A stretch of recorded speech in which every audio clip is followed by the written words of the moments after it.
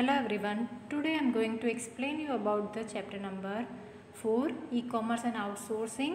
Last topic में हमने देख लिए थे ई-कॉमर्स के स्कोप, तो कौन कौन से एरिया में ई-कॉमर्स हेल्पफुल है और कौन सी रिक्विजिट्स है। Now we have to go through online transactions. अभी ऑनलाइन शॉपिंग्स और वो सब ईजी पड़ता है, तो इसीलिए ऑनलाइन ट्रांजैक्शंस कौन कौन से हैं, that are of pre buying and selling stage. तो पहले बाइंग और सेलिंग स्टेज से पहले क्या आता है, advertisement and information receiving are included here. तो सिर्फ और सिर्फ यहाँ पर एडवर्टाइजमेंट और उसके रिलेटेड इंफॉर्मेशंस रिसीव होती है, that is a primary stage. जब पहले बाई करना है उससे पहले तो कौन सी चीज़ बाई करनी है, हमारे रिक्विजिट क्या है वो देखनी है। Then condition of buying and selling, क्या क्या कंडीशन है, टर्म्स एंड कंडीशंस मीन्स कितने प्राइस है, फिक्स प्राइस है या other related conditions, so that all have to be included. Delivery of goods means सामान हमें कब कहाँ पर मिलेगा, that information flows is associated with the above stages. जो भी हमारे बाइंग, कौन सा प्रोडक्ट बाय करना है, कितने प्राइस है, उसके रिलेटेड डिलीवरी करना है। तो exchange of product and money by delivery means exchange करते हैं सामान के बदले में पैसे। The process become quick and easy, less expensive as compare to the intermediaries. यहाँ पर नहीं होते हैं, प्रोड्यूसर डायरेक्टली कस्टमर्स को सेंड करता है, तो इसीलिए लेस एक्सपेंसिव होता है through online, that is internet services. This entire process is explain from by the customer's point of view, okay, so that is the customers easily can be get the product registration। तो इससे पहले registration करवाना रहता है, must fill the form, registration form होता है वो online online fill up करना रहता है। उनकी वेबसाइट्स जो होती है, वेबसाइट्स सेलर की वेबसाइट्स के ऊपर ऑनलाइन फॉर्म रजिस्टर करना रहता है। Register means to sign in for online transaction, means online transaction के लिए अलाउ करता है seller. And customer need to provide personal detail like name, address, phone number etcetera. Password provide करते हैं वो लोग, तो वो पासवर्ड यूज़ करके आप अपना अकाउंट जो है वो जनरेट कर सकते हो। Account is protected by this password, okay. तो जो only and only registered person जो होता है, जिसका नेम का अकाउंट है, रजिस्ट्रेशन किया गया, वही वो पासवर्ड यूज़ करेगा and that have to be log in, account में लॉग इन कर सकता है, otherwise nobody can. Place an order, registration के बाद उसकी चॉइस है वो देखनी पड़ती है, और उसके बाद रजिस्ट्रेशन करने के बाद ऑर्डर प्लेस करते हैं। जो भी शॉपिंग के बहुत सारे वेबसाइट्स है, यहाँ पर shopping cart as a list of product selected by the buyers while shopping online, okay. तो वैसे ही इकट्ठा होती है और वो शॉपिंग कार्ट कहते हैं। And option of payment can be selected there after, means किस तरीके से पेमेंट होगा।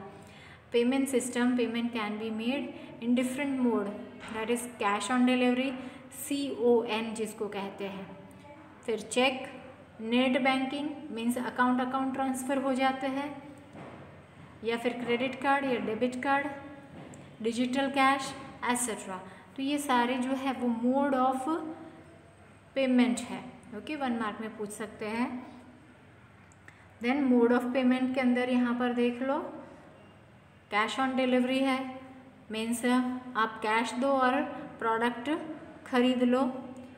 बाय चेक, चेक प्रोवाइड करते हैं, डिस्पैच करता है सामान, फिर उसके बाद तो पहले चेक पहुंचता है, then only seller is dispatching this goods. Net banking transaction, bank जो है वो ट्रांसफ़र करती है अकाउंट में से, कस्टमर्स के अकाउंट में से सेलर के अकाउंट में, so that is a net banking transaction, that is through internet is possible, एक अकाउंट से दूसरे अकाउंट में, that is customers account through sellers account में सामान। और उसके बाद गुड्स जो है वो डिस्पैच होता है। ओके, पहले पैसे मिलते हैं और उसके बाद में delivery of goods. Next is credit card और debit card. Easiest mode of payment, shopping जो जनरली ऑनलाइन होती है, so large number of shopping is through debit card and credit card. Easy payment कर लेते हैं कस्टमर्स। ऑनलाइन सेलर्स जो है that is have to be paid through this relevant bank, और card holder pay this amount to the bank within the prescribed time period के अंदर ही pay कर देना है। Card holder gets freedom of payment by installment और at his convenience. तो जब क्रेडिट कार्ड की यूज़ होता है तब कार्ड होल्डर को इंस्टॉलमेंट में ज़्यादा अमाउंट है that must be in lakhs, तो उसको इंस्टॉलमेंट में पे करना रहता है, धीरे धीरे से वापस बैंक को देना पड़ता है। ओके, एडिशनल अमाउंट जो विड्रॉ किया है कुछ खरीदने के लिए, और that is conveniences for prescribed time period also can be paid. Debit card holder is provided facilities of online shopping. Debit card से भी, और डेबिट कार्ड के अंदर जितना पैसा है उतना ही amount card holder can withdraw. Okay, online transactions easily हो जाते हैं।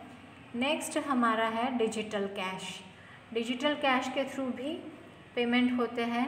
That is one type of currency which exist only in cyber space. Okay, currency जो है वो साइबर स्पेस में, there is no physical existence. Nowadays it is having the existence, but bank provides a facility to customer to use this real currency in electronic form. Okay, the customer has to pay the same amount of real money as a digital cash to the banks. Okay, then bank maintain form of e-cash, send a special software to the customers. Okay, तो यहाँ पर क्या है कि bank जो है वो cyber space में एक करेंसी बनाती है और वो जो है वो ई कैश से कस्टमर्स को प्रोवाइड करती है, एक सॉफ्टवेयर प्रोवाइड करती है, तो उसके अंदर वो कैश जमा होते हैं।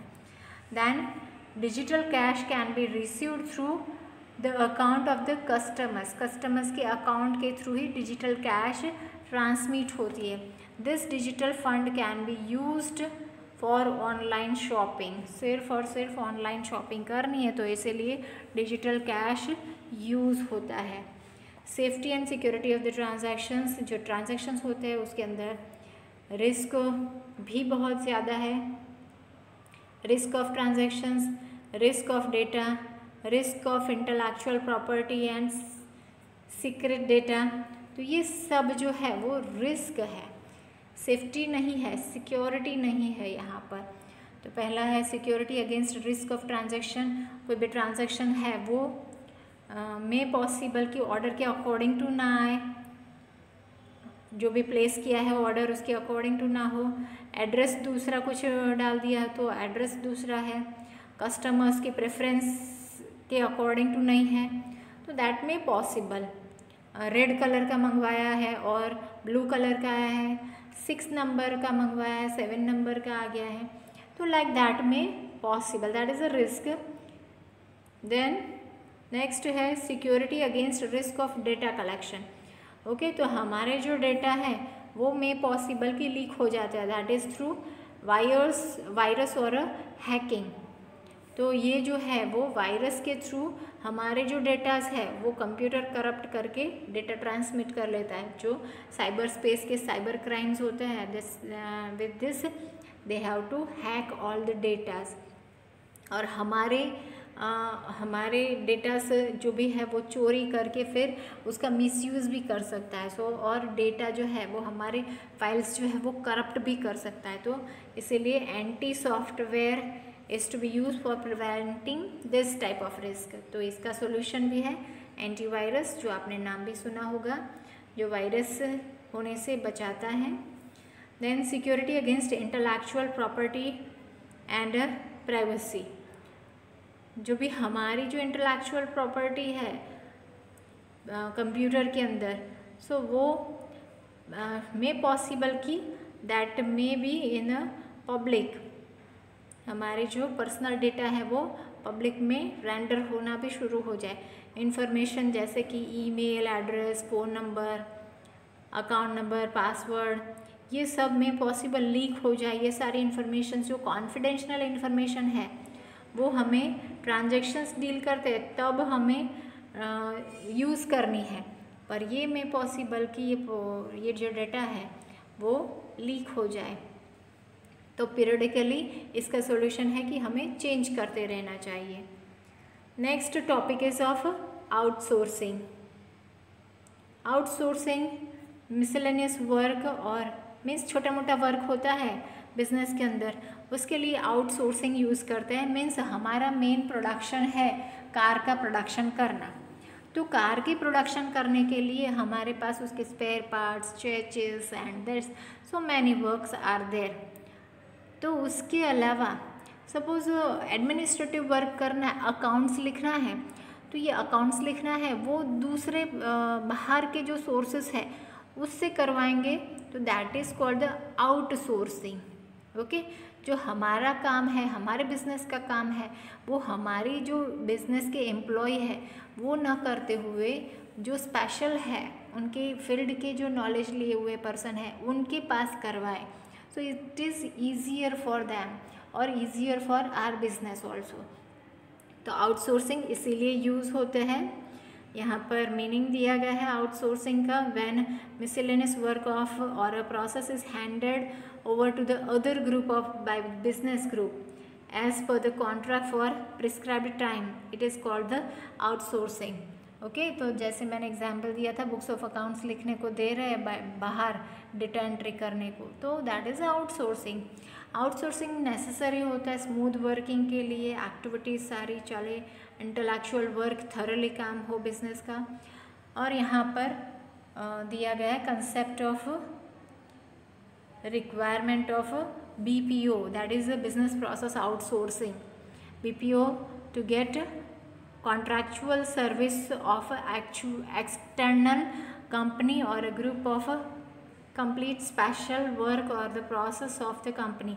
सपोज मैंने एग्जाम्पल दिया था कि मेन बिजनेस कर रहा है कार का, अब अगर वो जो है वो कार का प्रोडक्शन कर रहा है, उसमें टायर जो है वो टायर बनाने वाली स्पेशल कंपनी है, उससे वो कांटेक्ट करके उससे मंगवा ले तो that is easiest one. Okay, तो यहाँ पर एक्सप्लेनेशन ऑफ BPO दिया गया है। The main reason of popularism of outsourcing is the human resource for such work and availability at a work rate is some countries, so the countries like India, China who are large population, तो ये सब BPO refer करते हैं। Requirement of the BPO के लिए क्या requirement है? Requisite for BPO reduces the workload of the employees का वर्कलोड कम होता है, मेन फोकस हमारे प्रोडक्टिविटी पर रहता है, कॉस्ट कटिंग होता है इससे, एक्सपेंडिचर कम होता है, रिड्यूसेस द एक्सपेंडिचर। जनरली क्या होता है? Billing, purchasing, data entry and marketing survey, तो ये सब इजीली बिजनेस प्रोसेस आउटसोर्सिंग से कर सकते हैं। और हमारा मेन फोकस रहता है focus on principal work of the company, जो मेन प्रोडक्शन का काम है उसके अंदर फोकस रहेगा सारे एम्प्लॉयज़ का। बेनिफिट ऑफ एफिशिएंसी, जो भी एफिशिएंट एम्प्लॉय है उनको रिक्रूट करके उनके ट्रेनिंग का अच्छे से लाभ लेंगे। To cater the dynamic demand, means जो डायनामिक मीन्स चेंजिंग डिमांड है उसको अफोर्ड कर पाते हैं through BPO। Increase in the profit, और अल्टीमेटली प्रॉफिट में बढ़ावा मिलता है क्योंकि अच्छे से एम्प्लॉयज़ काम करेंगे। Then scope of BPO, that is in the field of back office outsourcing, it includes the internal functions of the bank like billing, purchasing, data entry etc. तो ये एक है बैक ऑफिस आउटसोर्सिंग और front office outsourcing. It includes customer oriented services जैसे कि marketing, technical assistance etcetera. तो ये सारे BPO है। Then concept of KPO, knowledge process outsourcing. इसका कंसेप्ट है मेन से नॉलेज बेस्ड प्रोसेस, जिसके पास एक्सपर्टीज़ है उनका नॉलेज हमारे बिजनेस के अंदर लेते हैं। तो that includes the process which exports advantages knowledge and skill are responsible for development of the company. Okay, तो हमारे एक्सपर्ट्स के सुझाव हम कंपनी में रिक्विजिट करते हैं, एंगेज करते हैं। यहाँ पर requirement of KPO, achievement of the best skill, जो भी बेस्ट स्किल है उससे एक्सपर्टीज विद एक्सपीरियंस्ड वर्क आते हैं। तो they have to give best, और उससे प्रोफिशेंसी ऑफ अमॉन्ग द हर एक एम्प्लॉय में बढ़ेगी, बिजनेस अच्छे से चलेगा। एंड मिनिमम वेस्ट इन्वेस्टमेंट होगा इसका, क्योंकि वी आर थ्रू KPO। तो हमें कोई एक्सपर्ट है उसकी राय लेकर हम अगर हमारा बिजनेस करेंगे तो मिनिमम कॉस्ट और उसके एडवांटेजेस बहुत ज़्यादा मिलेंगे हमें। Minimum use of the resources, wastage नहीं होंगे, सारे रिसोर्सेज हैं हमारे, जैसे कि मैन है, मैन पावर, मनी है, मार्केट है, that all have to be resources जो इसका यूज़ करके बेस्ट रिजल्ट ला सकते हैं। Solution of a complex problem, क्योंकि experts knowledge we are acquiring, तो इससे कॉम्प्लेक्स प्रॉब्लम मीन्स बहुत ही डिफ़िकल्ट है, जिसका इजीली सॉल्यूशन नहीं है, वो भी यहाँ पर सॉल्व हो जाते हैं।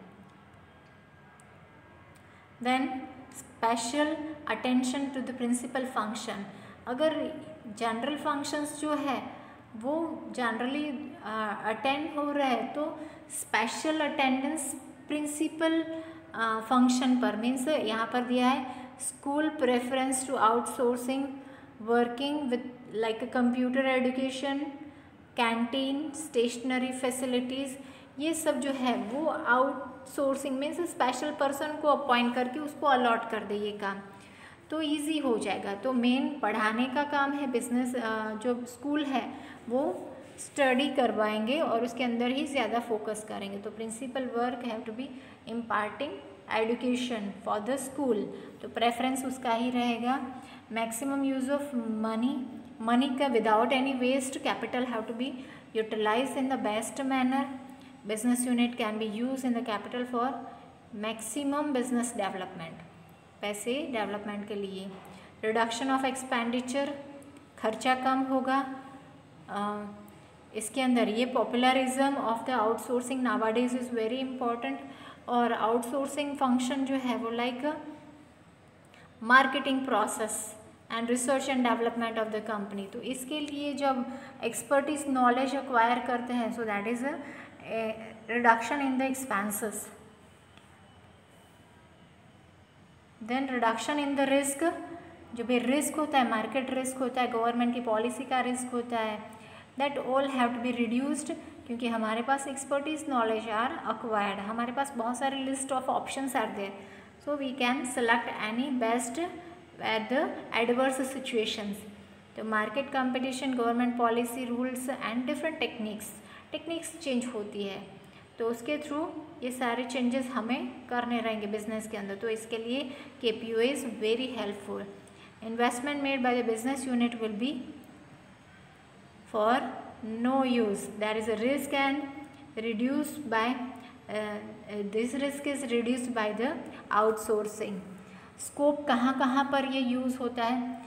Business and marketing research, legal services, medical services, training and guidance, research and development, computer programming and animation and designing। तो इन सारी फील्ड के अंदर KPO यूज़ होता है। So this is about the lesson, you have to be carry on till that. Thank you.